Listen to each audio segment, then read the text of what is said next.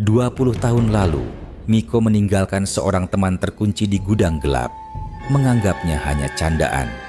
Kini, undangan misterius dari temannya membawanya ke rumah yang tak ada di peta. Begitu masuk, ia sadar rumah itu bukan sekadar tempat tinggal, melainkan penjara jiwa. Hujan, detakan jam mundur, dan bisikan yang memanggil namanya membuatnya yakin masa lalu menuntut balas. Apakah ia dipanggil untuk bertemu temannya atau untuk menggantikannya? Temukan jawabannya dalam Siluet Malam yang penuh misteri. Siapkan diri kalian, karena kita akan mengungkap kisah yang tidak akan pernah kalian lupakan. Jangan lupa subscribe, like, dan share video ini ke teman-teman kalian, agar mereka juga bisa merasakan misteri yang sama. Tinggalkan komentar di bawah jika kalian punya pendapat dan cerita horor seram untuk dibagikan. Terima kasih, semoga diberi sehat selalu. Selamat menonton. Hujan malam itu seperti tirai tebal yang menggantung di antara langit dan bumi, menutup kota dari cahaya bulan. Miko menggenggam erat setir, jari-jarinya basah oleh keringat, meski AC mobil menyala dingin. Wiper bekerja keras, menyapu air yang menampar kaca, namun jalan di depannya seakan lenyap ditelan kabut. GPS di dashboard bergetar, peta digitalnya berkedip, lalu menunjukkan kekosongan. Jalan di depan tak terdaftar, seolah ia melaju ke ruang yang terlupakan. Padahal, ia hafal betul wilayah ini. Tak ada catatan tentang jalan buntu, apalagi sebuah rumah di ujungnya. Dan di sanalah rumah itu berdiri, gelap, tinggi, dengan atap runcing yang meruncing ke langit hitam. Cahaya lampu beranda, berkelip tak beraturan, seperti mata tua yang hampir padam. Miko menelan ludah.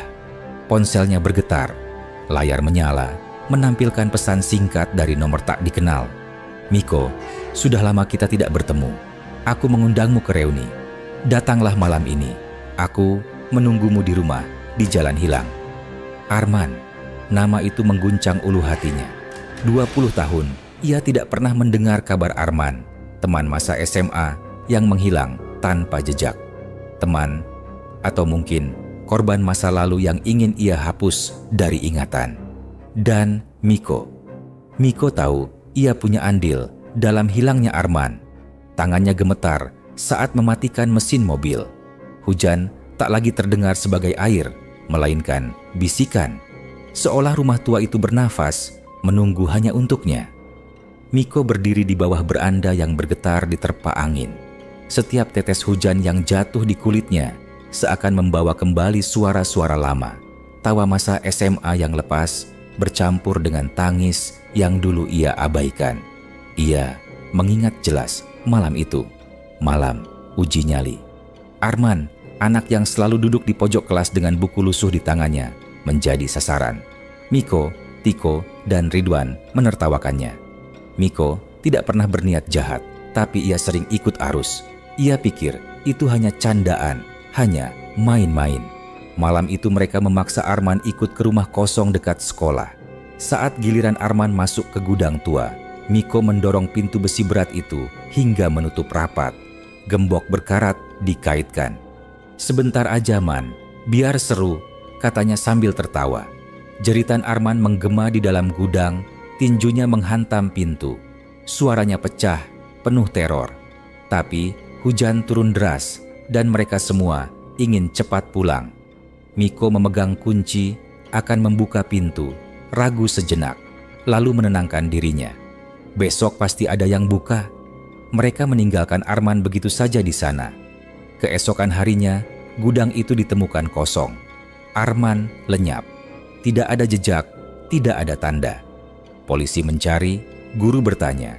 Orang tua menuntut, namun seakan bumi menelan bocah itu bulat-bulat. Rumor beredar. Ada yang bilang Arman pindah mendadak.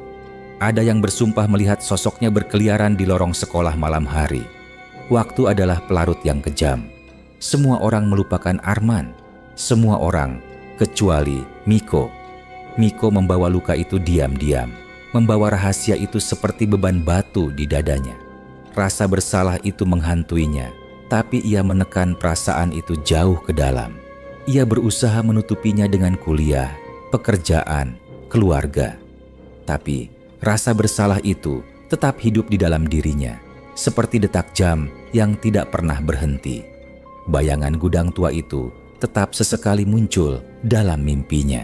Selalu ada suara tinju kecil menghantam pintu besi. Selalu ada jeritan yang tak pernah berhenti. Malam di mana ia meninggalkan Arman sendirian adalah kesalahan fatal. Dan kini, 20 tahun kemudian, undangan ini datang, menghidupkan kembali luka lama. Pintu rumah tua itu berderit saat Miko mendorongnya.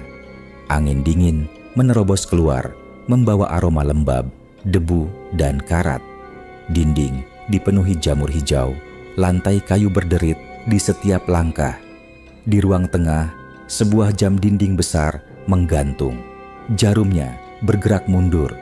Setiap detiknya terdengar berat, seperti jantung raksasa yang berdegup melawan arah waktu. Miko menelan ludah. Pandangannya tertumbuk pada 3 potret besar di dinding. Potret Tiko, potret Ridwan, potret dirinya sendiri. Itu bukan foto lama, itu wajah mereka saat ini. Bahkan, potret dirinya masih memakai jaket hitam yang kini ia kenakan. Di bawah masing-masing potret tercetak tanggal kematian. Tiko, 12 Maret 2010. Ridwan, 6 September 2017. Miko, hari ini, malam ini, jantungnya berdentum keras. Ia berbalik menuju pintu depan, namun di sana bukan lagi halaman rumah. Hanya lorong gelap tanpa ujung, berdenyut seperti perut binatang. Rumah itu bergeser, dinding bernafas. Ia menelusuri ruang-ruang yang muncul tanpa logika. Sebuah kelas SMA dengan papan tulis penuh coretan hinaan untuk Arman. Cupu, lelet, bangkai tulisan itu bergerak, seperti ditulis oleh tangan tak terlihat. Sebuah gudang identik dengan yang dulu ia kunci. Bau karat, kegelapan, jeritan samar memantul dari dinding. Sebuah kamar tidur dengan 4 ranjang. 3 ranjang penuh debu, ditinggalkan. Sedangkan hanya 1 yang rapi dengan spray putih. Seolah hanya 1 orang yang masih hidup di rumah ini. Miko merasakan tubuhnya menggigil. Ia tahu, rumah ini bukan sekadar bangunan. Rumah ini adalah cermin masa lalu. Dan ia telah masuk ke dalam pusaran yang seharusnya tidak disentuh manusia. Tiba-tiba, Miko, suara itu datang dari tangga yang menjulang gelap. Serak, berat, seolah keluar dari tenggorokan yang penuh pasir kering. Miko menegakkan tubuh, darahnya membeku. Dari kegelapan, sosok kurus perlahan muncul. Pucat, kulit menempel pada tulang, mata cekung berwarna hitam legam, dan langkahnya kaku, seolah sendi-sendinya berkarat. Namun, tak ada keraguan, itu adalah Arman. Arman? Suara Miko pecah, lirih, nyaris tak keluar dari tenggorokan yang tercekat. Kau di sini? Arman berhenti di pertengahan tangga. Senyumnya lebar, tapi wajahnya retak-retak seperti kaca yang siap pecah. Kau masih mengenaliku, Miko? 20 tahun aku menunggu. Miko mundur, tubuhnya gemetar. Waktu itu, aku berteriak. Ku ketuk pintu sampai tanganku berdarah. Aku memohon agar kau kembali, tapi hujan lebih menarikmu daripada jeritanku. Suaranya parau, bergema, seperti dari dasar sumur. Aku mati di sana, Miko. Tubuhku mungkin berhasil keluar, tapi jiwaku terkunci, terjebak di dalam gelap yang tak pernah berakhir. Arman menuruni tangga. Setiap langkahnya menghasilkan bunyi seperti tulang patah. Aku tak bermaksud, Man. Miko terbata, wajahnya tegang. Itu cuma candaan. Maafkan aku. Aku masih muda. Aku bodoh. Candaanmu merampas hidupku. Arman menyeringai, dan bagian pipinya runtuh, menyingkap rongga gelap di balik kulit. Tubuhku memang hilang, tapi jiwaku terikat pada rumah ini. Dan rumah ini lapar. Ia butuh jiwa baru untuk tetap hidup. Saat itu, potret Miko di dinding bergetar. Matanya yang tadi terbuka kini terpejam. Bibir membiru. Seolah potret itu menunjukkan kematian yang sudah ditetapkan malam ini. Jam dinding berdetak gila. Jarumnya berputar mundur dengan kecepatan mustahil. Bisikan menggema dari setiap dinding, "Gantikan dia, gantikan dia." Arman mengulurkan tangannya, panjang, pucat, jemarinya patah-patah. "Jika kau setuju, aku bebas. Jika kau menolak, rumah ini akan menelanmu. Pilihlah." Miko udara semakin dingin. Napas Miko berasap seperti berada di dalam kubur. Lantai bergetar, seakan rumah itu bernapas lebih cepat. Dinding bergeser, lorong berubah bentuk. Miko jatuh tersungkur, tangannya menggenggam lantai kayu yang basah oleh rembesan air. Bisikan makin keras, memenuhi telinganya, menutup pikirannya. "Gantikan dia, waktumu habis, waktumu habis." Nafas Miko tercekik, tubuhnya hampir tak mampu berdiri. Pilihan seolah menutup, menyerah dan mati di tempat, atau dilahap rumah bersama Arman. Ia memaksa membuka mata dan menatap jam dinding itu. Sejak awal, benda itu tidak wajar. Jarumnya berputar mundur semakin cepat, berisik, menghisap cahaya ruangan, seolah menyedot kehidupannya. Ingatannya kembali ke malam SMA, malam ketika Arman terjebak. Ia ingat suara dentang jam tua di gudang itu. Jam tua rusak yang berdetak terbalik. Jam itu yang menemani Arman di gudang. Mungkin jam itu sumbernya. Kutukan ini lahir dari waktu yang terbalik, dari detik-detik penderitaan yang tak pernah berhenti. Arman semakin dekat. Tangannya hampir menyentuh bahu Miko. Wajahnya kini hanya topeng retak, matanya kosong. "Waktumu habis, Miko." Miko hampir menyerah, tubuhnya melemah. Tapi nalurinya berteriak untuk melawan. "Lawan, jangan mati di sini." Dengan sisa tenaga, Miko meraih kursi tua. Bukannya diarahkan pada Arman, ia melempar keras ke arah jam dinding. Brak! Kursi itu menghantam jam dinding. Kaca tebalnya pecah, roda gigi berhamburan ke lantai, jarumnya patah dan berhenti tepat di tengah malam. Seketika, seluruh rumah menjerit. Ledakan cahaya putih keluar dari jam yang pecah. Potret di dinding terbakar satu persatu. Wajah Tiko, Ridwan, dan Miko sendiri menjadi abu, terurai ke udara.